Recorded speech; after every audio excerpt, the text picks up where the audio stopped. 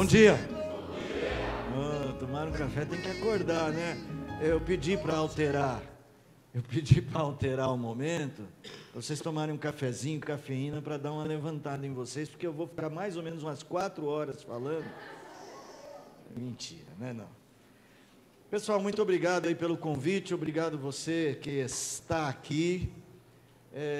Não vou fazer estudo bíblico hoje, tá? Nós vamos propor uma reflexão sobre um tema que eu tenho trabalhado já há alguns anos, e agora tenho trabalhado de forma mais eficaz ou mais acadêmica, porque nesse começo de ano eu fui chamado ou contratado, não sei nem como dizer isso, o pastor não sabe nem como. Você sabe que eu fui contratado para dar aula na universidade, aula de cosmovisão reformada. Aí eu cheguei lá, ele falou assim: e a sua carteira de trabalho? Eu falei: é mesmo, eu tenho uma carteira de trabalho. Eu tinha trabalhado 18 anos como pastor e tanto tempo que eu não tinha sido empregado, fui fazer entrevista de emprego, não sabia nem como. Ele falou assim: você tem experiência em liderar grupos? Eu falei: tenho. Experiência em liderar grupos? Tenho. E a entrevistadora falou: e você já teve alguma ocasião que você teve, assim, você tinha uma opinião e o grupo tinha outra? Eu falei: muitas. E como você lidou? Sempre entro num consenso. Foi muito interessante ser entrevistado para um emprego. E aí eu descobri uma coisa a mais, né? Não só porque eu estou dando aula de cosmovisão reformada na universidade, mas eu estou descobrindo o seguinte, que a fé cristã precisa ser compartilhada. E ela precisa ser compartilhada fora desse núcleo religioso. A gente precisa construir mecanismos, irmãos. E a nossa reflexão hoje é baseada nessa possibilidade e nessa necessidade do cristianismo. Tá? A gente já sabe disso, mas a gente precisa sentar para falar disso, para a gente perceber que às vezes a gente deixa a nossa visão de mundo encapsulada dentro da igreja. Aqui a gente sabe expressar a nossa fé, a gente sabe como comunicar, e num certo sentido nós estamos fazendo o trabalho correto, o trabalho de mostrar para Deus como nós estamos felizes com a nossa fé e com a nossa salvação em Cristo e com esse mundo que Ele está estabelecendo através da sua igreja. No entanto, a gente só está se limitando a transmitir isso nos nossos atos de fé. E isso acaba nos limitando à comunicação. Porque a gente tem a impressão de que se a gente for muito feliz com a nossa fé e mostrar para as pessoas lá fora o quanto a gente tem uma fé feliz, que isso comunica e a gente vai conquistar pessoas para serem felizes como nós somos. Mas o processo é mais profundo. O Petrônio disse há pouco assim: você tem que ter uma razão para louvar. Essa é a chave. Nós precisamos conseguir construir uma conexão racional da nossa fé com o modo das pessoas pensarem. Nós não vivemos mais num mundo onde a cosmovisão hegemônica é o cristianismo. Na parte da minha matéria em que eu falo sobre teoria de cosmovisão e depois sobre a construção dessa teoria, nós voltamos um pouco lá no passado e a gente vai lá para a Idade Média, quando o cristianismo sai da sua fase catacumbária e ele se torna então uma expressão conhecida no Império. Os padres da igreja vão inaugurar um período filosófico chamado patrística. E ali eles vão fazer uma proposta de justificação filosófica para o cristianismo. Então a Idade Média, por mais que a gente olhe para ela sempre com um certo preconceito, aliás, nem estamos mais academicamente se referindo à Idade Média, né? A gente está chamando de período medievo. Porque a gente está redescobrindo que havia muita filosofia na Idade Média. A filosofia da Idade Média é filosofia cristã. O Ocidente, ele é construído em termos de mentalidade a partir do mundo greco-romano, e esse mundo greco-romano é filtrado pela Idade Média para estruturar todo o desenvolvimento ocidental. Então, a filosofia do Ocidente, ela é primariamente a filosofia cristã proposta para uma visão de mundo. Então, nós fomos construídos em termos de civilização na filosofia cristã. Só que a gente não vive mais o período hegemônico da filosofia cristã do período medievo. Naquele tempo, as estruturas de cognição, vou falar um pouco disso, elas tinham assim aprofundada a visão cristã de mundo muito claro. Até mesmo os filósofos, citar um exemplo. Lá no período da Renascença, um pouquinho depois, vem um cidadão, o pai do racionalismo moderno, René Descartes. René Descartes era um cristão. Embora ele estivesse propondo já a abertura racional ou a ideia de abrir para uma visão de mundo baseada na capacidade do homem de raciocinar, René Descartes não conseguia fugir da cosmovisão cristã que estava impregnada na mente daquela época. Só para você ter uma ideia, qual a frase mais famosa de René Descartes? Não, você não vale. Você não vale. Você é um cidadão que pensa demais. Olha que dica, hein? Qual é a frase famosa de René Descartes? Penso, logo existo. Mas tem uma outra frase de René Descartes no livro Meditações, o terceiro livro das Meditações, em que ele extrapola esse pensamento, essa ideia. Ele diz o seguinte: eu não pensaria na substância infinita, entre parênteses, Deus. Eu não teria uma ideia da substância infinita se ela, isto é, esta ideia da substância infinita, não tivesse sido colocada em mim por uma substância que seja verdadeiramente infinita. Em outras palavras, René Descartes diz: eu sou um ser finito. A minha razão não pensaria em modelos infinitos e não pensaria em Deus, a substância infinita, se essa ideia não tivesse sido colocada por mim, por Deus. Em outras palavras, ele está dizendo: penso em Deus, logo Deus existe. Naquela época, o racionalismo está nascendo, mas a percepção de mundo cristã ainda estava muito enraizada. A história do Ocidente vai progredir e o racionalismo vai gerar um filho ilustre, ilustre mesmo, chamado iluminismo. E o iluminismo vai se propor a fazer o trabalho da chamada autonomia da razão. Então, na época de Kant, o grande filósofo do Ocidente moderno, ele vai colocar toda a metafísica, toda a ideia de Deus para longe da mente humana, porque nós não conseguimos alcançar, e vai dizer o seguinte: agora a gente vai pensar só na categoria da realidade concreta. Então a religiosidade cristã, ela vai ficando isolada, e você vai perceber a formação de uma nova maneira de pensar no Ocidente.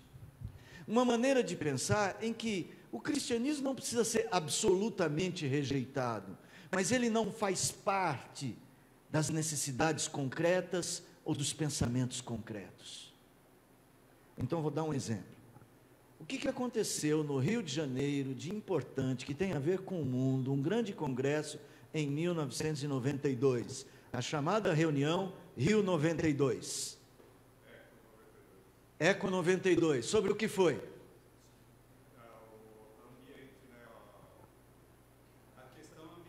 A questão ambiental começou a ser discutida, o clima.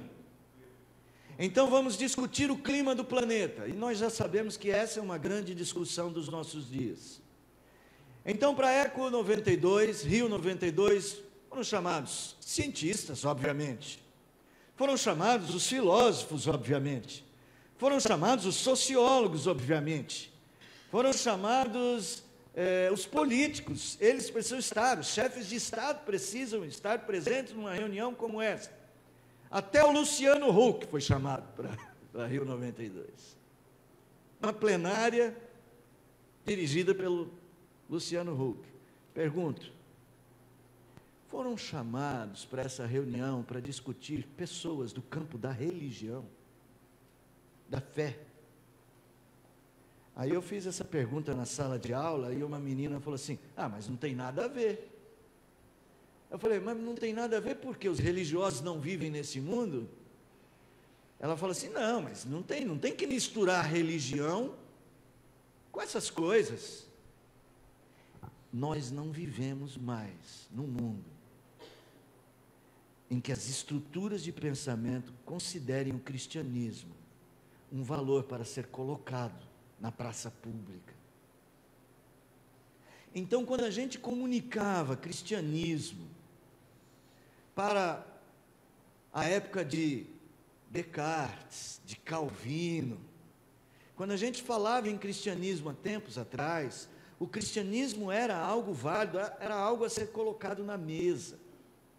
A posição do cristão, a visão do cristão, fazia parte da construção, era natural se imaginar que os filósofos tinham sistemas de reflexão atingidos pelo cristianismo.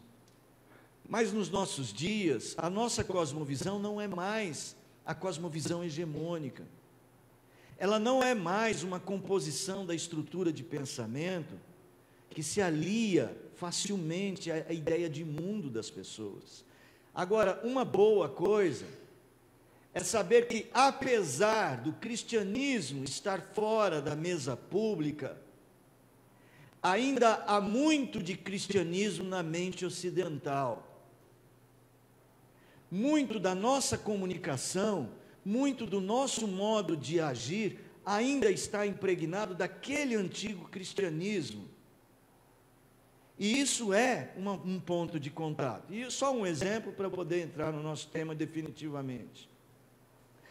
Capa da revista Piauí, do mês passado, salvo engano, se não é do mês passado, é há 2 meses atrás. É uma revista com uma certa tendência para a esquerda, tá? A capa era ex-presidente Lula, crucificado numa cruz, óbvio, né? Crucificado onde, pastor? O presidente Lula pendurado numa cruz, e os juízes da 4ª região lá do Rio Grande do Sul eram soldados romanos. É uma conversa política, não é isso? Mas veja como as estruturas de comunicação se valem dos processos da mensagem cristã. Então, quando a Bíblia nos diz que as portas do inferno não conseguem prevalecer, é que a mensagem cristã, ela tem um poder de impregnação poderosíssimo. A cosmovisão cristã, ela é mais do que uma ideia humana. Ela é, na verdade, uma mensagem que tem a ver com uma estrutura criacional. E a mente humana está impregnada dessa estrutura.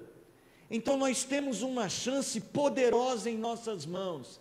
É que o cristianismo consegue fazer sentido.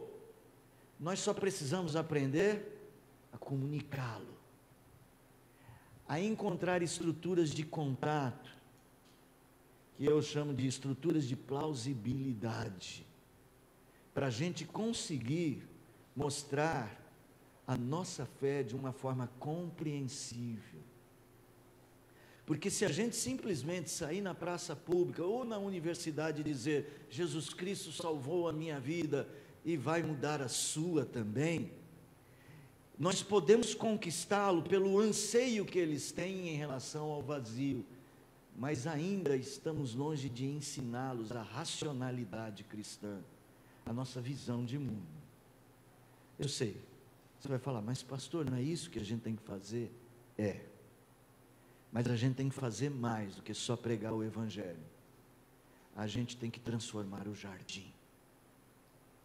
Isso implica em mudar a sociedade. Não só em conquistar almas para Cristo, mas em fazer do jardim um lugar shalômico, mesmo para os ímpios, mesmo para aqueles que rejeitam a Deus. O cristianismo precisa reorganizar o mundo, e é fácil a gente perceber a falta que o cristianismo está fazendo no nosso mundo, um cristianismo profundo, que muda a sociedade. A nossa missão é dupla, é salvar almas para Cristo, e cuidar do jardim. Esse é o tema que eu acho que a gente pode dar a essa palestra. Passa para mim o slide, se você conseguir. Você que me ouve no além, você me ouve no além, vocês me ouvem no além, no além não, sabe onde, onde esse pessoal está lá embaixo. Vocês estão no fundo aí, dá uma cutucada assim, ó. Cadê o pessoal? Tem alguém, será que... vai mais um.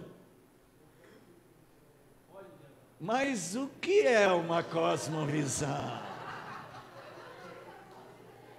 Tem umas pessoas que fazem uma expressão maravilhosa, né? Esse cidadão aí me ajudou bastante numa expressão maravilhosa. Olha a dúvida. O que é uma cosmovisão? Pode passar o slide. Aqui, a cosmovisão, então, é um compromisso intelectual com a realidade. Deixa eu tentar fazer você entrar nessa ideia. A mente humana, rapaz, fez teologia, vai saber tudo, né? Vai saber tudo. Vai lá. A mente humana serve para quê?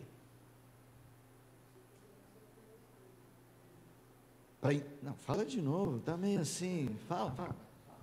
A mente humana, no meu ponto de vista, é o fato de você ter condições de racionalizar e entender as coisas, dar ordem ao seu corpo e tudo mais. Acho que mais ou menos isso. Vamos ver. E a mente humana serve para quê? Aliás, você tem uma voz muito bonita, viu? Pode responder, cara. Responde. Acredito que seja algo parecido com o que o pastor Wilson disse, né? A capacidade de você racionalizar, de você entender, compreender. Acho que é isso. A mente humana serve para quê? Para nada? Aqueles que até hoje acharam que a mente que possui serve para nada, levante a mão. Bom, a resposta que a gente gosta de dar, a mente humana serve para raciocinar, a mente humana serve para pensar. Está certo isso? Mais ou menos, gente. Sim, a mente humana pensa, mas ela não existe para pensar. Pensar é a ferramenta que ela usa para alcançar o seu objetivo. A mente humana serve para interpretar a realidade. Vem uma realidade. O que é isso? Um copo com água. Já estão começando a fazer mais precisa a resposta. Um copo com água. Para que serve um copo com água? Para matar a sede, mas pode servir também.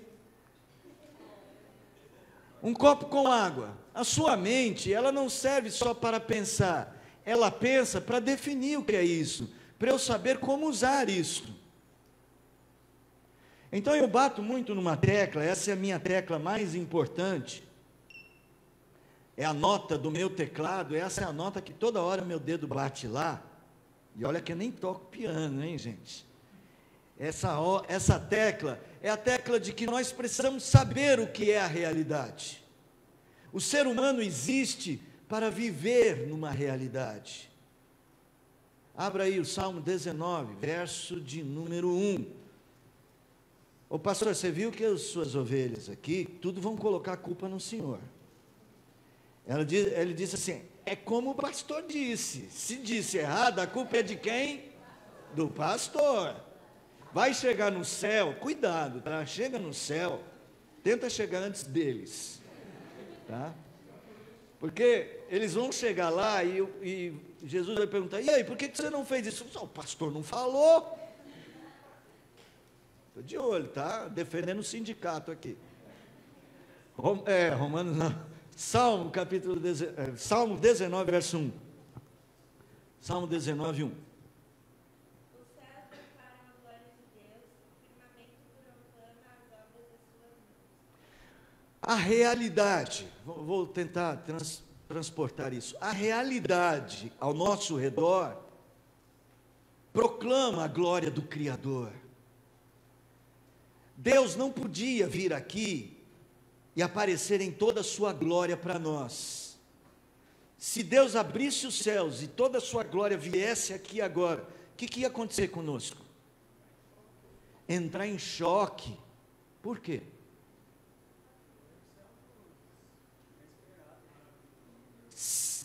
Você está indo no caminho, rapaz. O que o Line, é por isso, a família aí, é tudo da família. Olha só, meu irmão, você está certo. Deus é a beleza mais profunda, só para usar a linguagem do C.S. Lewis. É a beleza mais profunda que existe. Aquele conceito grego da beleza, do belo, Deus é aquilo, a enésima potência. E Deus falou assim, olha, eu vou criar um ser com uma capacidade racional, com um aparelho cognitivo. Este ser vai compreender quem eu sou. Este ser, ao compreender quem eu sou, este ser vai se maravilhar. Este ser vai alcançar a suprema felicidade. Abre parênteses, vou falar da minha cadelinha em casa. Eu acho tão engraçado a minha cadelinha. Ela passa o dia todo lá em casa. Quando eu abro a porta, ela está feliz. Ela balança o rabo. E eu gosto demais de ver o rabinho dela balançando. Eu faço de tudo. Eu falo assim, e aí, balança o rabinho. E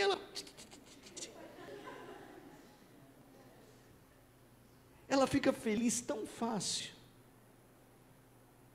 Bom, eu perguntei para uma pessoa da biologia, por que o rabo do cachorro balança? A pessoa não conseguiu me responder.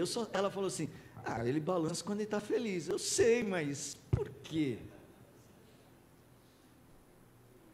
Quando você está feliz, o que você faz? Olha lá. Isso aí. É o jeito dele sorrir, né? É o jeito do cachorro sorrir, né? Só que assim, toda vez que eu apareço, ela fica feliz.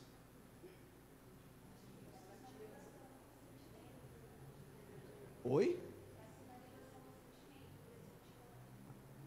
Certo, mas ela fica feliz comigo, mas ela fica feliz com uma pessoa na rua que chega para ela e... Eu fico tentando, por que você fica feliz com todo mundo? Você tem que ficar feliz comigo, sou eu que dou comida. Se você chegar lá, que ela nunca te viu, e falar, ai, Ana, ela...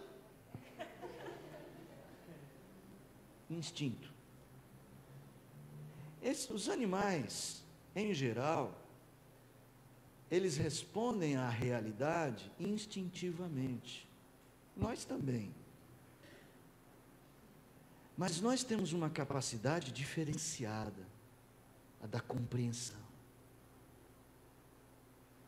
Todo ser que respira, completa. Todo ser que respira, louve ao Senhor. Minha cachorra louva ao Senhor. Olha só, aluno que não quer errar, mas também não quer se arriscar. Todo ser que respira louva o Senhor. Minha cachorra louva o Senhor, ele faz aquele gesto que você não sabe se ele está respondendo, se ele está você não, ele está mais ou menos assim. Louva ou não louva o Senhor? Louva? Tem certeza? Como é que ela louva ao Senhor?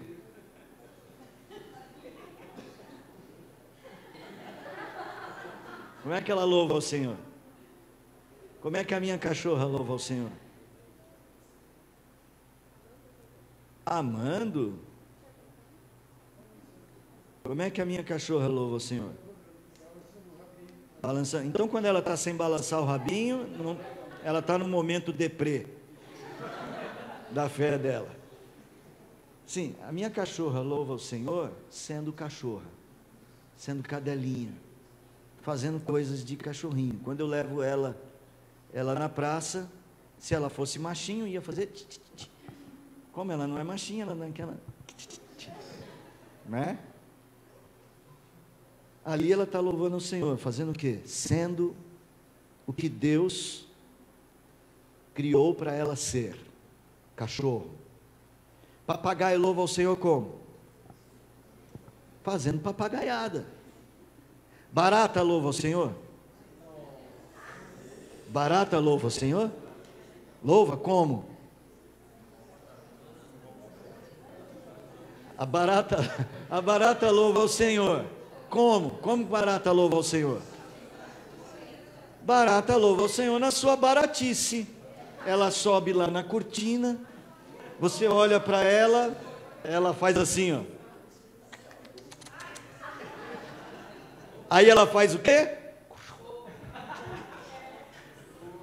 Ali ela está, louvado seja. Barata louva ao Senhor fazendo coisas de barata. Cachorro louva ao Senhor na sua cachorrice.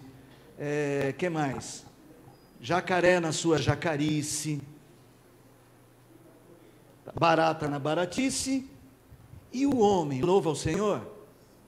A sua humanidade. Qual é o valor distintivo? Capacidade de compreensão. O cachorro não acorda um dia falando, hoje eu não quero adorar a Deus. Ele não faz isso. Ou então ele chega para você, hoje eu me cansei dessa vida de cão, eu não quero mais ser cão. Ele não faz isso. O cachorro, ele continua fazendo isso. Os céus proclamam a glória de Deus, o firmamento anuncia as obras das suas mãos, o sol faz o que ele tem que fazer todos os dias, a lua faz o que ela tem que fazer todos os dias. Deus criou as coisas para serem aquilo que ele desejou que elas fossem. Mas ao ser humano, Deus criou com a capacidade de compreender o que ele é e compreender o Criador. Então a nossa adoração, ela é uma adoração cognitiva. Por isso o Petrônio diz, você tem que ter uma razão. Sim, o que faz, o que nos move a adorar é a percepção de Deus. Ele diz, você tem que saber que Ele é o seu Criador. Sim, olha a palavra cognitiva, saber, conhecer, reconhecer. Então o homem foi criado com essa capacidade. Pode passar o slide que eu estou demorando demais nele.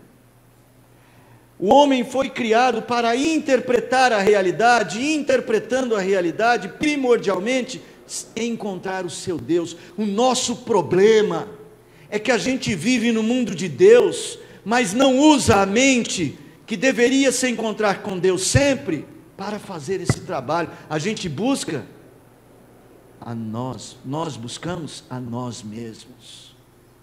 Esse é o problema da mente egoísta. E este é o problema do pecado. Cosmovisão é uma orientação do coração, é um compromisso fundamental. É o que a sua mente busca na realidade, é a sua cosmovisão. Eu estou dizendo que a cosmovisão cristã é primordialmente a inteligibilidade, a interpretação do mundo como sendo o palco da glória de Deus, como sendo a realidade estruturada para mostrar Deus. Então o crente, Um copo de água não é só um copo de água para matar a sede. Essa é uma percepção pequena do copo de água. Um técnico ou um biólogo vai dizer assim, não, isso é um produto biológico encapsulado num material, um artefato industrial plástico. Alguém da área da química vai dizer, é um recipiente cilindro com certa quantidade de moléculas de H2O. Um cidadão da área da economia vai dizer assim, isso é um produto de valor econômico agregado. Mas o crente vai dizer, água é algo que Deus nos deu para fazer o mundo ser um mundo bom para mim. Porque eu bebo a água, cadê o pastor? Saiu, não vai aprender. Palestrante, melhor jeito de abrir copinho de água e não passar vergonha de... Fura 2 furinhos e toma, sem problema. Água, a melhor experiência com ela é a mais simples, é a de beber. Como é bom beber, desculpa fazer inveja. Isso mostra que Deus me ama quando eu estou com sede. Isso mostra um Deus poderoso que organiza a realidade e dispõe às suas criaturas água para beber. A todos Ele dá água e alimento. Guia-me mansamente às águas tranquilas.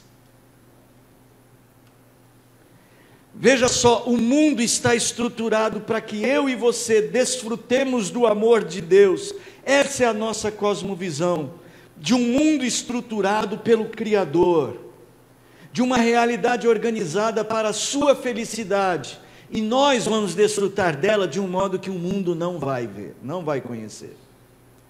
A Bíblia fala sobre, o apóstolo Paulo diz assim, que o mundo não o conheceu.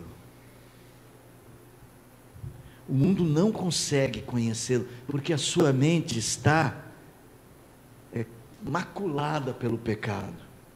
A sua cognição faz todos os caminhos do conhecimento, conseguem saber que há moléculas num copo de água, conseguem desenvolver design para o copo com água, conseguem agregar valores e vender o copo com água, sobreviver do comércio da água, mas não conseguem descobrir o ponto máximo do significado da realidade. Deus. O ponto máximo do significado da realidade é desfrutar de Deus. É acordar cedo e dizer, Deus me deu uma noite de descanso. E ir para o trabalho e falar, Deus me deu trabalho. Isso é desfrutar da vida. Isso é uma profundidade do relacionamento da sua cognição com a realidade. Então, a cosmovisão cristã existe. E ela é um compromisso básico do seu coração com a realidade de Deus impregnada. Se Deus viesse aqui e mostrasse a sua glória para nós, nós seríamos destruídos. Porque o que ia acontecer? A nossa mente ia tentar entender. Você sabe que a mente, ela é um processo de construção, né? Você já foi a algum lugar muito bonito? Qual o lugar mais bonito você acha que já visitou, que vem à sua memória agora? Praia de Maragogi, em Alagoas. É bonito lá? É lindo? Caribe brasileiro? O mar, que cor que é? Azul. Vai andando no meio do mar, para mim é ótimo, que não sei nadar é ótimo, mas a maré sobe, né? Deu a hora, eu saio correndo, mas é isso aí, quando você chega ali diante daquele espetáculo, a mente não tem aqueles segundos de, isso aqui é lindo demais, aí você fica assim, aqueles momentos, né, em que a mente está processando a beleza. Você concorda comigo? Vocês estão bem pertinho, vocês são namorados, alguma coisa ou não? Não? Os dois são solteiros? Solteiro, sem nenhum compromisso com ninguém? Não sou santo casamenteiro, calma. Não vou perguntar para vocês não. Tem algum namorado aqui, gente? Vocês são casados? Aqui? Vocês dois são namorados.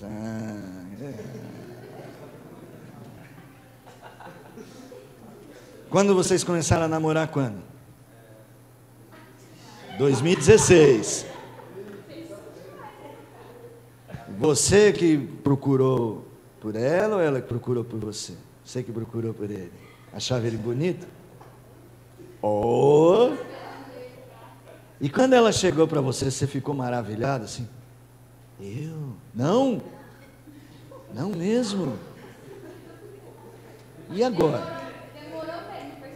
Demorou para ele te perceber? Agora conta a sua história e confessa seus pecados. Aproveita, tá? Aproveita. É? E aí, como é que ficou o seu coração depois que você começou a... Ficou assim meio... balançar? A paixão. A paixão. Paixão é fogo, hein, pastor? Oh, e você, se apaixonou por ela? Com certeza. Também a paixão. E o que é a paixão, gente? Alguém consegue me definir? É um impulso incontrolável? É algo que tem a ver com um maravilhar-se com uma realidade? Você fica, estou apaixonado por Maragogi. É? Vai vender tudo e morar lá na praia, viver da pesca? Ainda não. Rapaz, ele vai começar o dia de namoro, eles marcam um jantar, ela se produz toda. Aí quando ele vai chegar lá para pegá-la, ele bate o olho nela, ele diz... Oh. Essa aí é uma expressão, ele tentou dizer algo. Oh. Aí ela olha para ele, o que foi? Ele... Você está linda. Boa dica, tá? Boa dica, tá? É assim, gente, a beleza existe para nos fazer pensar. Quando você está diante de algo profundamente belo, que você ainda não tinha avaliado ainda, uma paisagem serve muito disso, um animal descomunal, aquela coisa incomum, que você fala, nossa, isso é muito bonito, isso é impressionante, coisas grandiosas. Por isso, por exemplo, a arte da arquitetura causa tanto impacto em nós. Você entrar numa grande catedral, ou num prédio com dimensões gigantescas, estas coisas comunicam a nossa mente pensa. Deus é a beleza mais profunda. Se Ele colocasse toda a sua glória aqui, a nossa mente ia fazer assim, até ela, porque nós não iríamos dar conta. Então o Criador, Ele produz uma realidade, e Ele põe a sua glória na realidade, e aí Ele nos faz olhar para Ele através desse filtro da criação. Abra lá em Romanos capítulo 1, o verso de número 18 e 19, eu acho que até o 20. Passa mais um slide para mim. Aí tem um cidadão bonito que não é o Henri Christ, é o Calvino. Não parece, mas é. Vai lá, alguém lê para mim. 18 a 20. A ira de Deus se revela no céu contra toda a impiedade e perversão dos homens, que detêm a verdade pela injustiça. Porquanto o que de Deus se pode conhecer é manifesto entre eles, porque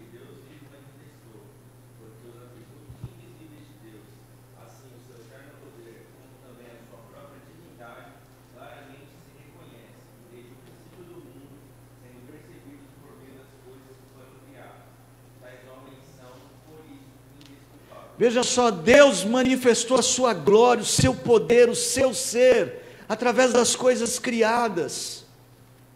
E a grande, entre aspas essa palavra, tá? É só para a gente comunicar aqui entre nós, a grande frustração de Deus é que suas criaturas, que deveriam desfrutar da beleza do Criador nas coisas criadas, eles detiveram a verdade de Deus no mundo, e olham para esse mundo e fazem o caminho da injustiça, da não verdade.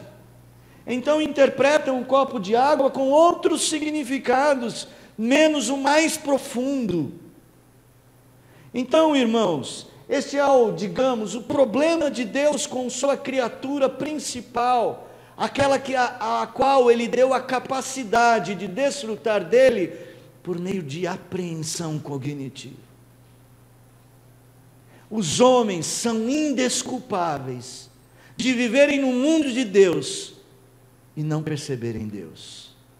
E, num certo sentido, tem muito crente assim. O que é a cosmovisão cristã?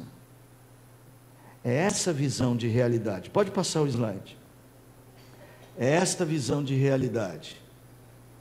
Uma visão de realidade que nos faz pensar que o mundo para nós tem um significado distintivo. Nesse slide, eu proponho que existem muitas cosmovisões cristãs, porque isso é um nome muito genérico.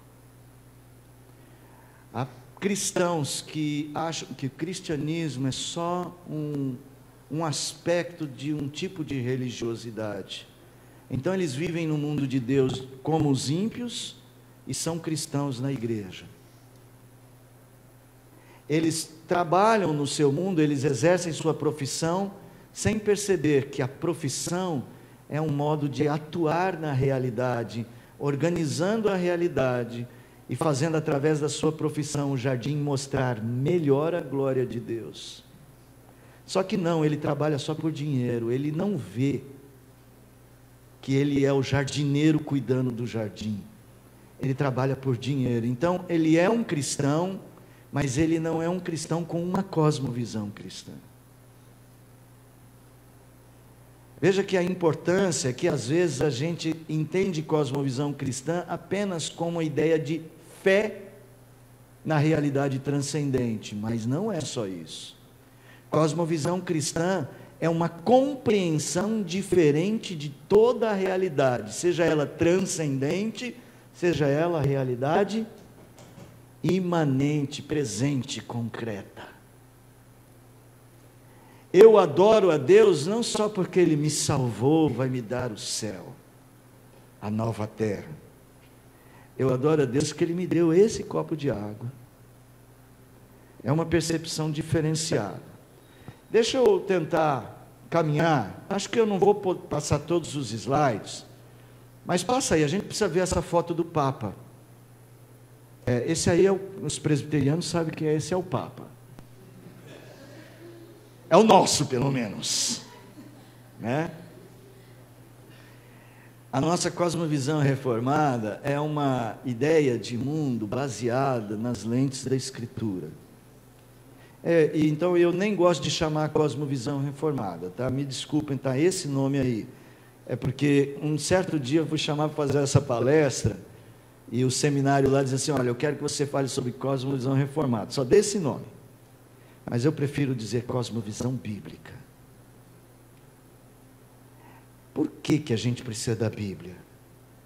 Porque a nossa mente, ela está maculada pelo pecado. O pecado, ele tem efeitos, a gente chama efeitos noéticos, efeitos sobre a nous, a mente. Nous é mente em grego.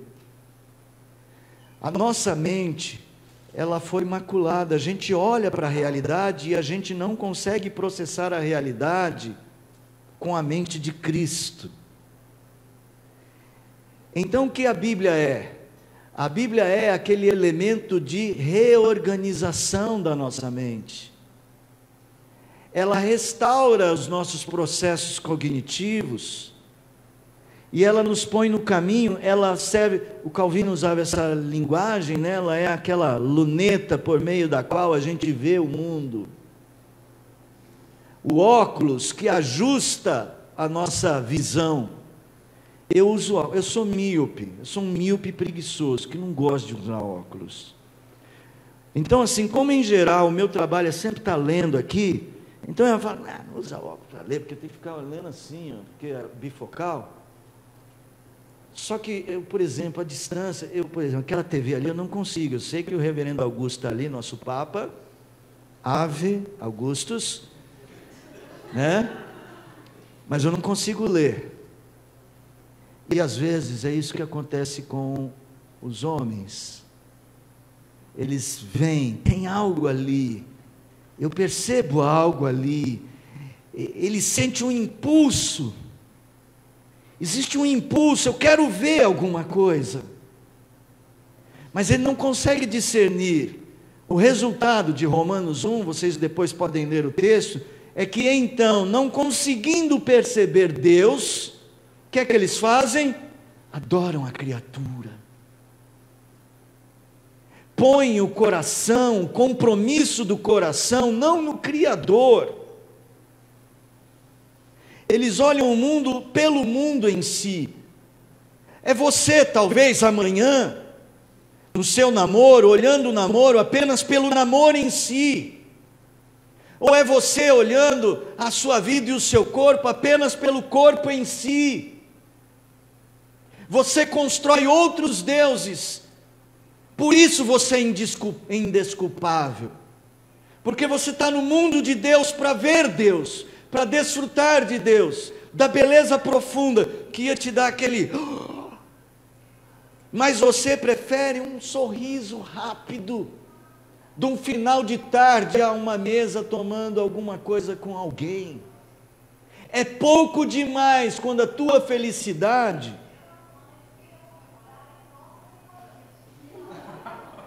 Quando a tua felicidade é só para o restaurante amanhã, no Dia das Mães. Tua felicidade não pode ser assim. Você foi criado para a plenitude da alegria. Onde é que ela está, a plenitude da alegria? Salmo. Onde é que ela está, a plenitude da alegria? Na tua presença, a plenitude de alegria. E onde é que Deus está? Onde é que Deus está? Deus está aqui. Se fosse igreja pentecostal, não ia ser assim. Deus está aqui. Vamos lá, meu irmão, o quê? Aleluia. Agora, crente presbiteriano, batista é assim também? Não, batista é mais um pouquinho, né? Crente presbiteriano é muito fino, tá? Desculpa. Deus está aqui. Aleluia. Escuta só. Deus está aqui num copo de água. Esse banco que você está sentado, confortável, né? Não é para dormir não, tá? Você deveria estar agradecendo a Deus, o amor de Deus por você. Esse pastor vai falar 4 horas e pelo menos eu estou sentado. Confortavelmente sentado. Ele pediu para o pessoal dos últimos bancos vir para frente, viu, Rodolfo? É Rodolfo, né? Rodolfo, é para não dormir no último banco, tá? Estou de olho, tá? Eu estou sem óculos, mas eu estou vendo, tá? Então assim, gente, o mundo não percebe isso. E não pode perceber. Porque ninguém vem ao Pai, senão por Cristo. Então nós temos 2 tarefas, e é agora que eu vou correr um pouquinho. Obrigado, Augustus, por me ajudar. Sempre você me ajuda, você sempre faz sucesso. Os reformados possuem uma cosmovisão que consiste basicamente em uma percepção da realidade construída sobre a mediação da Escritura. Eu estou lendo no meu aqui, achando que está passando lá. Passa. Isso é o que eu li. O próximo.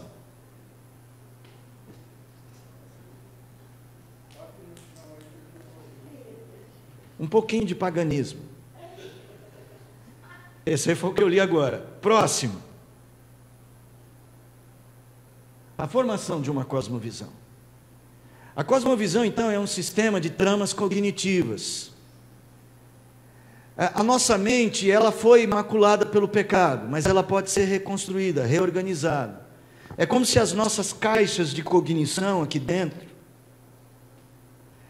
do nosso coração, elas fossem assim, desorganizadas, e a gente, em lugar de caminhar e enxergar Deus, a gente caminha e enxerga outras coisas. Então, a palavra de Deus, ela vai reorganizando essas estruturas. Por isso que o salmista diz assim: guardo no coração a tua palavra, para não pecar contra ti. Para mim, uma nova definição de pecado, tá? Desculpa, não é nova exatamente, mas é uma definição numa outra direção. Pecar, para mim, é viver no mundo de Deus e não encontrar Deus, porque é viver errado. É errar o alvo. É transitar por um caminho que Deus quer que no final você o encontre, e na final das contas você está buscando outra coisa. Então é a sua cognição que precisa ser ajustada. Rapidamente, próximo. Aí eu estou colocando essas estruturas. Eu dividi o coração em 4 partes. Coração na Bíblia é a mente, tá? Quando a Bíblia fala coração, não está falando, ai, meu coração, não sei porquê. Isso é São Paulo cantou, né? Cantou muito isso aí, né? Fez serenata e tal. Bate feliz quando te vê. Aí você vai falar assim, é por mim, Paulo? Não, macarronada que eu estou falando, né? O coração, ele tem estruturas de cognição. Essa é uma parte muito importante, coração criacional. Abra aí em Romanos 2,14. Romanos 2,14, eu acho que é o 14 e o 15. Nunca sei direito, sempre falo esse versículo, sempre nunca sei. A minha mente não consegue lembrar. Vai lá, quem achar pode ler, leia bem alto, com voz de locutor de rádio romântica. Quando, pois, Ó, os gentios que não têm lei procedem por natureza de conformidade com a lei, não tendo lei, servem eles de lei para si mesmos. vai, continua. Estes mostram a norma da lei gravada no seu coração, testemunhando-lhes também a consciência e os seus pensamentos, mutuamente acusando-se ou defendendo-se. Escuta bem, os gentios que não têm lei agem de acordo com a lei. O que é que eles revelam? A norma da lei que existe no seu coração. O que é uma lei? O que é uma lei? Tem algum advogado aqui? Não tem nenhum advogado? Tem advogado? Você é advogada? Não está com vergonha de falar que é advogado. Advogado também vai para o céu, tá? Você é advogado. O que é uma lei? A lei é uma norma para reger a sociedade no melhor. Se tivesse combinado, não ia dar tão certo. A lei é uma norma.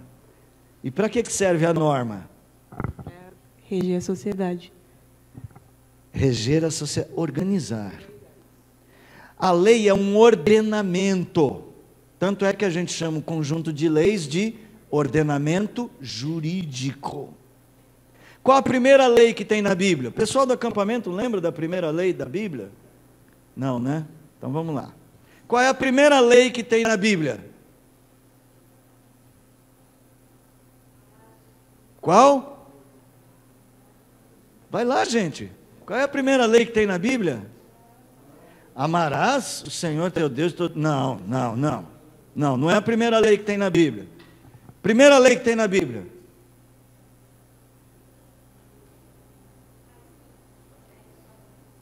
Fala alto. Sem medo de ser feliz. Governar, sujeitar? Não. Qual a primeira lei que tem na Bíblia? Antes dessa daí. Não coma? Não. Antes dessa. Qual a primeira lei que tem na Bíblia? Hã? Não, antes disso. Haja luz.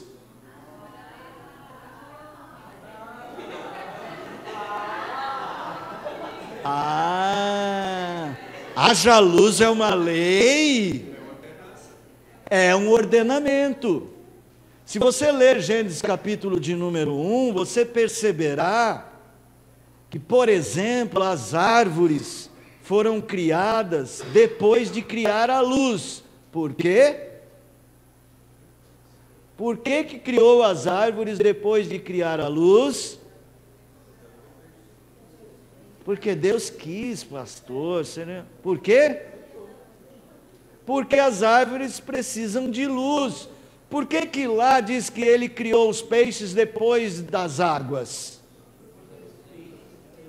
Imagina só o peixe criado antes da... Criei o peixe fica assim.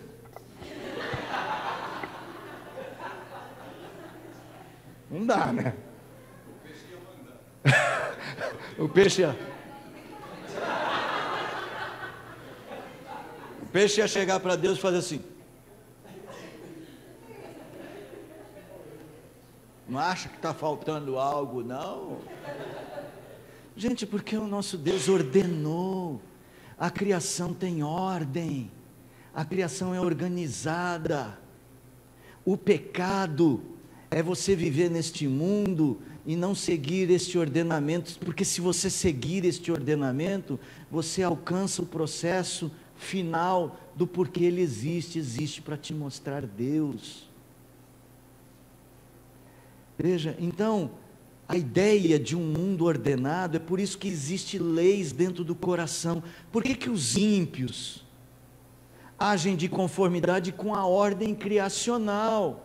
Porque eles têm algo no coração, e existem coisas na alma humana que Deus coloca para o nosso bem, que não dá para a gente apagar. Nem o maior ateu, o cara fala assim, não, detesto Deus, não quero saber de Deus. A Bíblia ele rasga, ele queima, pisa em cima, ele grita assim, cadê Deus? Me mata, manda um raio, ó, tá vendo? Deus não existe. Esse cara, blasfemo, tudo mais, ele age de conformidade com o ordenamento, porque parte do coração dele tem a lei de Deus.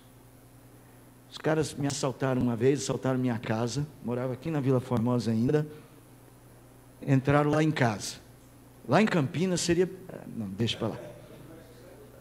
Né? Olha só, nos renderam, entraram, ficaram 40 minutos em casa. Aí levaram as coisas, tal, puseram dentro do meu carro. Lembra que seu irmão comprou meu carro lá? Eu tinha 2 carros. Eu tinha acabado de vender o meu carro para o irmão dele. Eu falei assim, leva o outro, porque esse está vendido para o... Pelo menos nisso o bandido foi bacana, né? Fez um acordo, né? Levou o outro, né? Eu falei assim, eu devia ter ficado com aquele, né? Estava vendido para o irmão do Humberto. O bandido, na hora de ir embora, ele estava saindo, ele olhou assim em cima de uma prateleira, tinha ovo de Páscoa. Ele falou, é Páscoa, eu vou levar um ovo para o meu filho. Pegou o ovo e levou. E aí eu aqui com o meu pensar teológico, falei assim, puxa vida, que louvado seja Deus, que até um bandido ainda tem amor pelo filho. Isso é um sistema criacional. Ele está revelando uma norma no coração dele, que apesar dele ser bandido, um fora da lei, ele ainda segue padrões criacionais. Isso ninguém apaga do seu coração. Próximo slide. Estou demorando. Me dá aí tem placa de 15 minutos, como é que é esse negócio? Ué, eu perguntei se tem placa de 15. Oi? Falta 15. Eu e você, ó, meu coração. Coração profundo. Veja, o coração criacional, a gente não muda, são estruturas que Deus não deixa ninguém entrar. Jeremias diz assim, que ali só Deus. Enganoso é o coração mais do que todas as coisas, desesperadamente corrupto. Quem, pois, o conhecerá? Ali, no coração criacional, só Deus. É só a espada de 2 gumes, a palavra. Coração profundo. Coração profundo é onde estão guardados os processos cosmovisionais. Aquela percepção de mundo é onde está o seu amor mais profundo. É ali onde o amor a Deus estrutura a sua maneira de ver o mundo. Ali onde estão os processos cognitivos que fazem você tomar decisões, é o seu amor profundo. Então, quando você sai daqui e que você escolhe que a sua diversão vai ser uma diversão que não agrada a Deus, é porque neste coração existem sistemas cognitivos com outros deuses. Ali está o seu centro religioso. É ali onde a palavra começa a mudar você. Lá embaixo, a palavra ela só faz surgir aquela lei mais profunda, criacional. Mas aqui ela muda a sua cultura, a sua moral, ela muda o seu amor. Ame a Deus de todo o teu coração. A palavra vai ao profundo do seu coração e transforma essas estruturas. Ela vai formando uma visão de mundo. Próximo slide, amigos. Próximo slide. Aqui nós temos a estrutura reflexiva. Um coração consciente. É onde a gente elabora os pensamentos. O livro que a gente está lendo e a gente está considerando muito seriamente o que está lendo, é a mensagem que o pastor pregou domingo. Qual foi o sermão que ele pregou domingo lá na igreja, amigo? Qual foi o sermão que ele pregou domingo lá na igreja? Ele não pregou domingo. Foi ele mesmo, né? Olha bem para ele, porque eu sei que você vai chegar lá no céu e vai falar, o pastor não pregou isso, Jesus. Estou brincando, é difícil lembrar, né? O que você pregou domingo? Você consegue lembrar o que você pregou domingo? Muito boa saída, eu também vou usar essa também. Alguns de vocês... Pode. Seleciona. Oi, que pastor corajoso, hein? Igreja Batista dá essa chance aqui para o pastor? Vou querer uma experiência dessa. Tiago. O que pregou domingo lá na sua igreja, Tiago? Deixa eu te falar, o pastor é aquele cidadão na outra ponta do banco, tá? Fala assim, o pastor pregou a Bíblia. Pregou a Bíblia. E o que ele disse? Ele disse que nós somos pecadores. Estava bastante tarefado. Ele disse que nós somos pecadores. Tá aí o que ele falou, que ele não gosta disso. Veja só, é nessa parte do coração reflexivo onde a gente vai trabalhar as novas ideias. E elas vão fazer o processo de ir se aprofundando. É aqui onde o Salmo 1 diz, medita na palavra dia e noite. É um processo anterior da palavra se tornar o seu amor. Você está construindo uma cosmovisão. Você está construindo uma maneira de ver a realidade. Ela tem a ver com um impulso que vem de lá do coração profundo. Então, a palavra está reorganizando. Sabe aquele momento que você vai no oculista que ele fala, e aí, você põe a carinha naquele negócio lá? Sabe aquele negócio do oculista? Bom, os antigos punham, agora é outro, né? Não, ainda é, né, aquele negócio, só que agora não tem que ler letrinha. Porque ele diz, não, deixa comigo. Eu falei, tem que ler alguma coisa? Eu falei, não, deixa comigo que eu vejo. Aí ele passa, antigamente passa, está vendo? Eu falo assim, tô. Então fala, está para a esquerda ou para a direita? Eu sempre errava. Eu falei, então peraí. E agora, está vendo? Agora está melhor. E agora? Não. Volta. A palavra, nesse coração reflexivo, ela está fazendo o ajuste. Por isso que você tem que meditar sempre. Porque a sua visão precisa estar sempre sendo ajustada. E talvez você já consiga ver Deus no copo de água, mas ainda não vê Deus sentado no banco. Gente, espera lá, isso é uma metáfora. Deus não é exatamente isso. É assim, a ideia, talvez a sua mente ainda não está percebendo o amor de Deus. E aí está acontecendo uma coisa nova na sua vida. A sua vida está passando um processo difícil, sei lá, você ficou desempregado e já está estendendo demais o tempo, está além da conta para você. E então, a palavra precisa ser meditada, entrar nesse coração reflexivo, porque você precisa, pela palavra, entender. Abra aí em Filipenses capítulo de número 4. o verso de número, acho que é o 10. 4:10.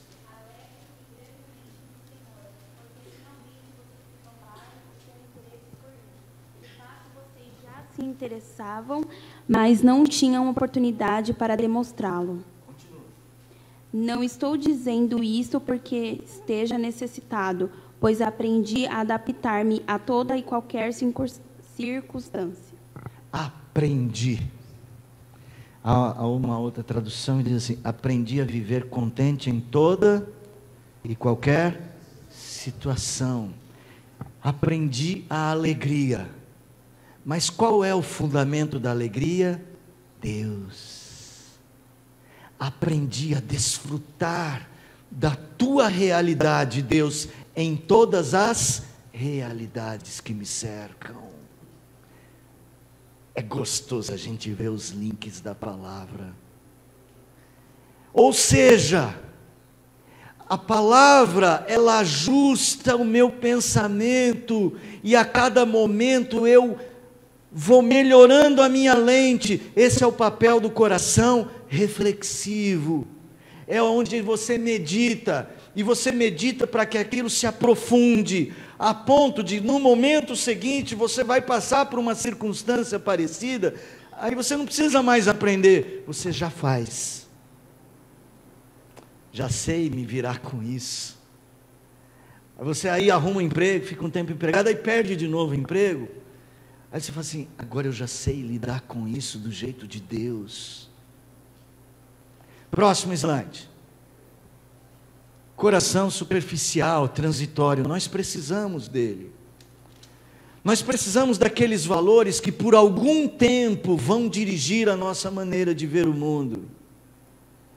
Existem coisas que a gente precisa lembrar, porque Deus quer que a gente as use num momento imediato, mas que em outras circunstâncias elas serão refletidas de uma outra forma.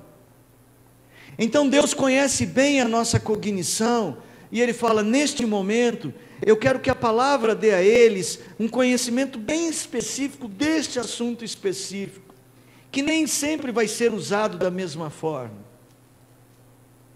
Então há situações bem pessoais e às vezes bem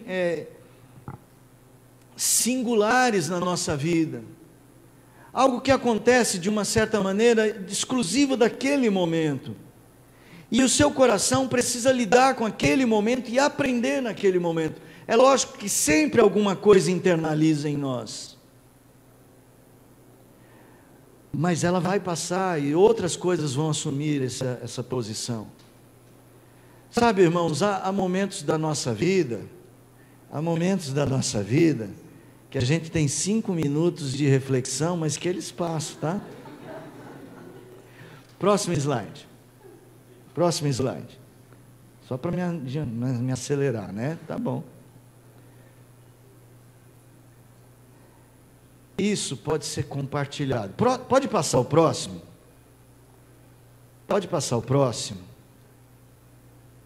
Aqui nós temos esquemas de compartilhamento de cosmovisões. Pessoas diferentes podem compartilhar cosmovisões. Então eu e vocês, ali o círculo é, digamos, uma espécie de esquema da sua cosmovisão, sua maneira de ver o mundo, ok? E pode ser que em alguns pontos a gente tenha pontos de contato em comum, né? Nós somos crentes, então nós vemos algumas coisas, a gente vê igual, mas eu sou crente de uma região, você é crente de outra. Eu sou crente presbiteriano, você é um crente batista ou pentecostal, então a gente tem pontos diferentes. E a gente tem isso também com o mundo, tá? Próximo slide. E pode ser que você entre em contato com a cosmovisão de uma pessoa e, num certo sentido, o sistema de crenças dessa outra pessoa aumente a sua percepção de mundo. Então aí a cosmovisão da menina, ela está aderindo a processos cosmovisionais do outro. Aqui nós estamos fazendo uma troca. E de repente esse é um assunto novo para você, você não tinha percebido, e de certa maneira você vai levar para casa parte disso que eu estou dizendo. Então você está ganhando para seu desenho cosmovisional cognitivo um novo formato. Passa o próximo slide. Aí, ó, você sai com uma cosmovisão ampliada. Às vezes, para ampliar a parte da sua cosmovisão, passa o próximo slide.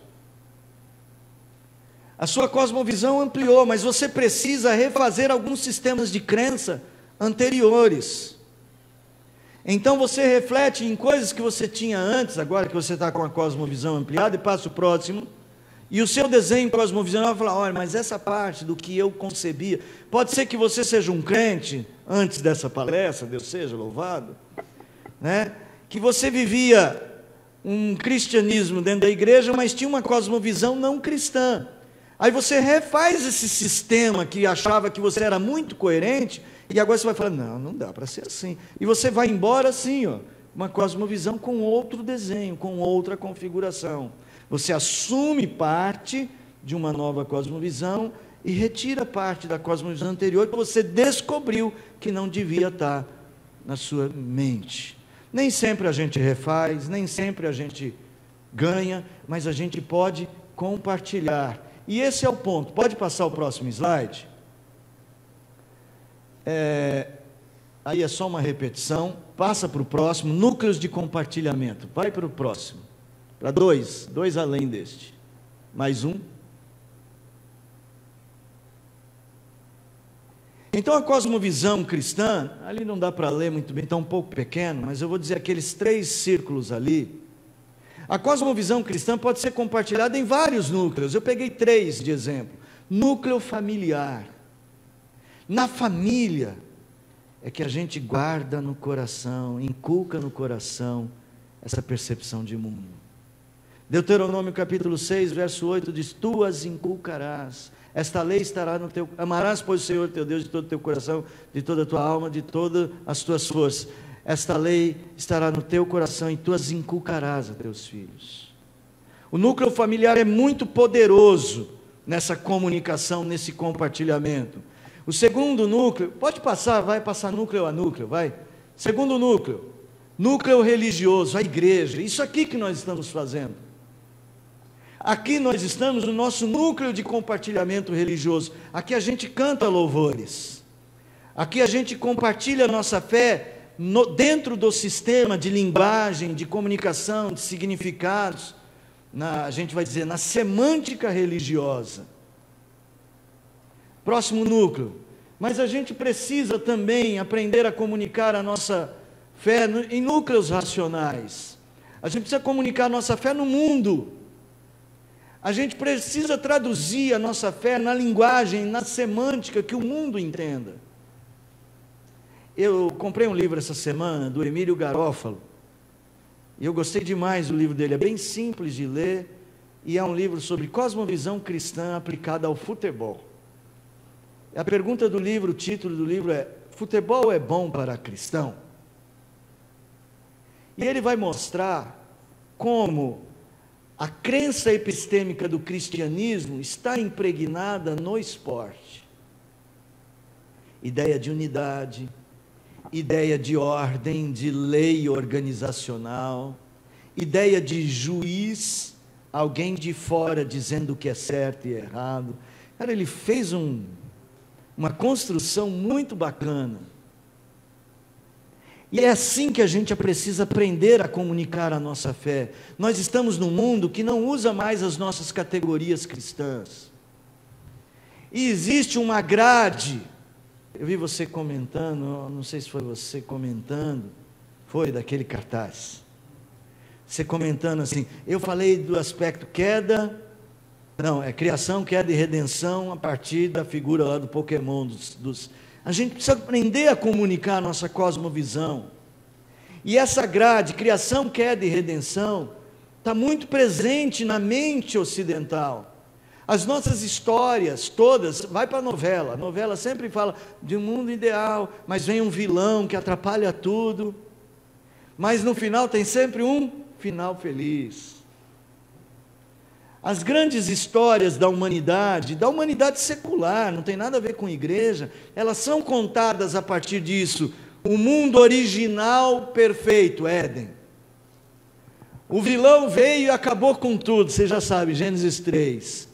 Mas vai ter um herói que vai chegar no mundo e vai arrumar a casa, o processo de redenção. Eles contam isso, mas seguem uma grade deixada por Deus. E essa é nosso ponto de contato. Aprender a apresentar a nossa cosmovisão. Aprender a apresentar a nossa cosmovisão na nossa família, aprender a apresentar na igreja e aprender a repassá-la ao mundo. Abra em Mateus capítulo 28, eu vou encerrar aqui. Eu teria outros slides, mas não é o caso. Eu quero que vocês aí do computador vão logo lá para o finalzão, tá? Ah não, finalzão não, para um lugar onde está modo cultural. Pode passar. Aí está no finalzão já? Onde tem um slide modo cultural. Vai, é bem antes, é bem antes, é bem antes, é bem antes. Quem tem labirintite, fecha o olho, não veja. Isso aí. Olha, eu tenho 2 slides. Passa o próximo e volta para esse. Passa o próximo. Modo redentivo, volta, modo cultural. Mateus 28, lê para mim do 18 ao 20.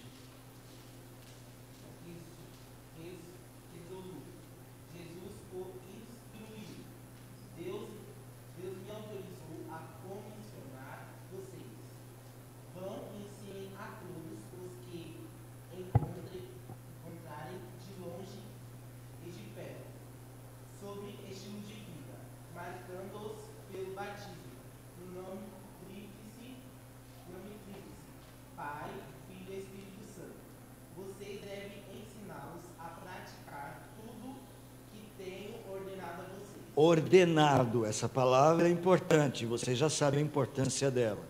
Continua. Eu estarei com vocês enquanto procederem assim.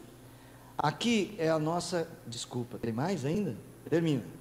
Dia após dia, até o fim dos tempos. A verdade. É que a sua tradução é diferente da que está aqui guardada, eu não sabia se tinha terminado ou não. Eu estou enviando vocês a todas as pessoas. E vocês têm que ensinar as pessoas o meu ordenamento. O meu ordenamento. E eu estarei convosco. E eu estou dizendo que aqui nós devemos dizer isso a todas as pessoas. Então eu vou dizer que temos 2 núcleos de trabalho. Um núcleo redentivo, pessoas que a gente vai alcançar para transformar e salvar vidas. Aquelas pessoas que vão crer em Jesus. Mas também há um núcleo que a gente vai trazer de volta ao ordenamento. São aqueles que Paulo disse, os gentios que não têm lei vão agir de acordo com a lei no coração deles. E é o nosso trabalho ensinar os homens a viver no mundo de Deus do jeito certo. Eles não vão conseguir a plenitude. Mas tem uma coisa interessante que Mateus mesmo nos diz. Jesus diz: verão as vossas boas obras e glorificarão meu Pai. Vós sois a luz para essas pessoas. Então este é o núcleo que eu quero hoje ser mais enfático, o núcleo cultural. A possibilidade do crente que tem uma cosmovisão levar a sua cosmovisão para a praça pública e mostrar aos homens que a nossa maneira de ver o mundo é inteligível, racional, e é, na verdade, um compromisso fundamental com a ordem cósmica. Nós precisamos aprender a mostrar isso para eles. Por detrás deste ordenamento tem um Criador, que eles não creem nele.